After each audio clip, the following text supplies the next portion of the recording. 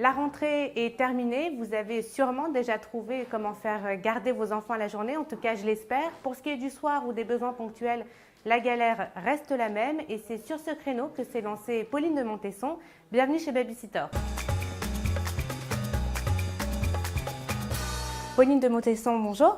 Bonjour Néla. Vous avez créé Babysitter, donc il y a 5 ans. C'est une communauté qui compte aujourd'hui 250 000 membres. Oui. Est-ce que vous pouvez tout d'abord nous raconter la genèse de l'application et puis de ce qui était avant, les groupes Facebook? Comment est-ce que vous avez eu l'idée de ce service? C'est très simple. Quand je suis arrivée donc, il y a 5 ans à Paris, je cherchais des enfants à garder. J'ai bien sûr fait marcher mon réseau, donc les familles que je connaissais. Et de fil en aiguille, je suis arrivée à créer un premier groupe Facebook avec donc, mes amis qui étaient babysitters, les familles que je connaissais pour qu'ils puissent aussi se mettre en relation. Donc on a commencé, on était une trentaine et par bouche à oreille, la communauté donc, a grandi sur Facebook, d'abord à Paris et ensuite voilà, dans d'autres villes comme Lyon, Nantes, Angers, Bordeaux. Et on a fait le choix d'essayer de sortir de Facebook et donc d'en faire une application pour pouvoir justement proposer voilà, des fonctionnalités qu'on n'avait pas sur Facebook, tout ce qui est notation, paiement, voilà, pas mal de petites choses en plus.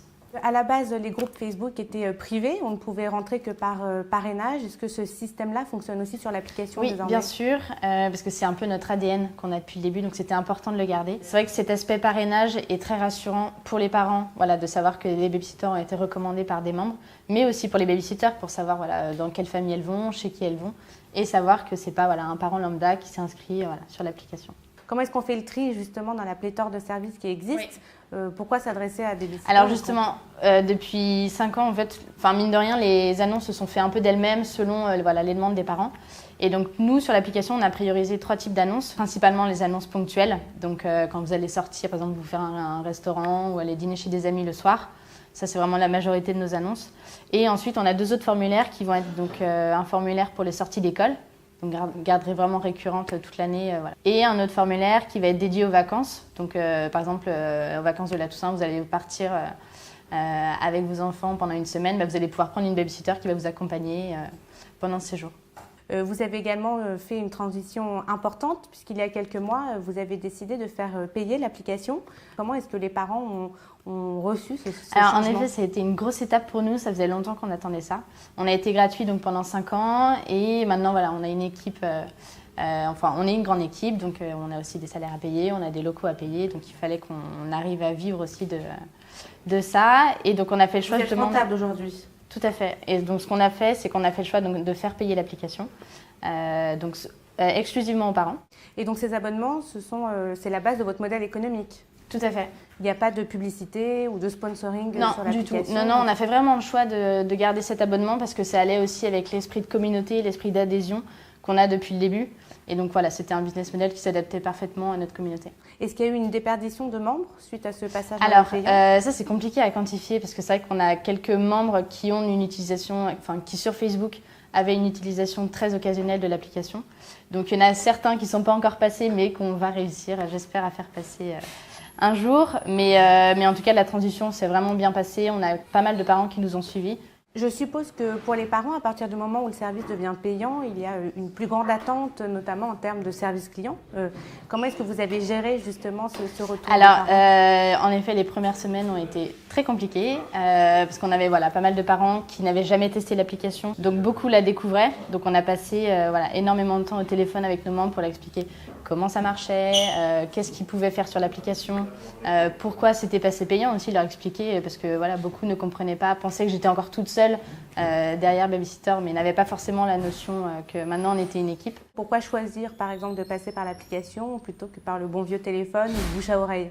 Beaucoup de parents généralement ont leur petit pool de babysitter, voilà, ils aiment bien passer directement avec eux. Le petit plus de l'application, c'est qu'ils vont pouvoir en fait en une seule annonce prévenir tous ses favoris. Alors qu'avant, ils vont devoir envoyer 4-5 SMS, attendre la réponse parce qu'ils ont forcément un babysitter qu'ils vont préférer par un autre. Donc voilà, ils vont attendre de le faire par échelon. Donc il y a vraiment tout ce système de favoris qui est très pratique pour le faire en une seule fois. Et ils vont pouvoir également donc avoir accès aux recommandations des autres parents donc qui ont laissé des notes à ces babysitters. Ils vont pouvoir eux aussi leur laisser une note à la fin du babysitting. Ils vont pouvoir les payer par l'application. Donc voilà, ça les évite aussi de devoir aller retirer de l'argent à 2 h du mat quand ils reviennent. Ils n'ont pas forcément l'appoint aussi, donc c'est quand même plus pratique d'avoir juste à appuyer sur un bouton et puis c'est fait, on n'en parle plus. Et côté babysitter, est-ce qu'il y a un filtre? Est-ce que vous contrôlez qui s'inscrit sur l'application? Comment est-ce qu'on peut savoir quand on est parent que ce sera une babysitter de confiance? Donc aujourd'hui, il y a vraiment tout ce système de parrainage qui est très présent. Et on a aussi mis donc, côté babysitter un score de confiance où ils peuvent faire vérifier par exemple leur numéro de téléphone, leur carte d'identité, avoir une description complète, voilà, mettre des photos qui soient assez jolies. Et à terme, voilà, on va essayer d'améliorer tout ça, peut-être voilà, demander voilà, tous leurs diplômes. C'est un score de confiance qui n'est visible que dans le back-office. Les parents n'y Alors, ont pas les accès. babysitters le voient sur leur profil et en fait, les parents le voient sous forme de badge. Voilà, badge profil complet, badge profil vérifié. Et voilà, donc plus il y a de badge, plus le profil a été rempli. Est-ce que vous avez vocation, ou est-ce que vous réfléchissez en tout cas à diversifier votre activité comme le font certains de vos concurrents avec par exemple des recherches de nounous à temps plein ou encore complètement différents des recherches de garde d'animaux ou de garde de personnes âgées? Est-ce que c'est quelque chose que Alors vous on y envisagez? réfléchit bien sûr. C'est vrai que la question s'est déjà posée dans la communauté. On a déjà eu, en tout cas sur les groupes Facebook, des demandes de parents qui demandaient pour leurs grands-parents et non pour leurs enfants. Et ça, on est persuadé que c'est quelque chose qui peut vraiment marcher, sans forcément rentrer dans le médical, mais vraiment dans tout ce qui va être, voilà, aller déjeuner avec une personne âgée, faire une balade, faire un Scrabble, voilà, plein de petites choses comme ça. On pense que ça pourrait marcher. Ouais. Sur les groupes Facebook, on a encore quelques annonces qui sont postées pour tout ce qui va être, par exemple, recherche de cofamille pour faire une garde partagée. Parce qu'aujourd'hui, sur l'application, les parents ne peuvent pas se voir entre eux. Donc, ça pourrait être quelque chose qu'on pourrait aussi développer à terme, parce qu'on en a pas mal qui cherchent. Et après, ça va être des annonces, par exemple, pour des accompagnements de trajets en train. Quand, pour des vacances, il faut emmener les enfants chez les grands-parents qui sont dans le sud de la France. Au lieu de faire un aller-retour, eh bien, on prend une babysitter voilà, pour les accompagner. Et voilà, ça va être plein de petites annonces comme ça qui sortent un peu du lot et qu'on aimerait bien pouvoir proposer aussi à terme dans l'app. Vous cherchez à démarcher les entreprises aussi pour qu'elles puissent participer justement aux abonnements qui sont offerts, qui seraient offerts à leurs salariés.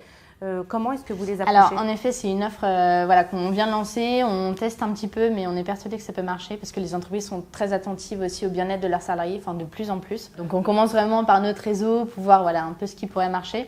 Mais après, c'est vrai que dans la communauté, on a la chance aussi d'avoir des parents qui travaillent dans des belles entreprises.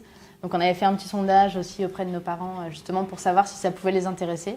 Et donc, voilà, gentiment, ils nous ont mis en contact avec les bonnes personnes dans ces sociétés-là. Donc, on y travaille, mais on espère que ça va finir par marcher. Le service est présent déjà en France, bien évidemment, mais dans quelques pays à l'étranger. Est-ce que vous avez d'autres terrains de jeu En soi, c'est vrai qu'on pourrait aller partout.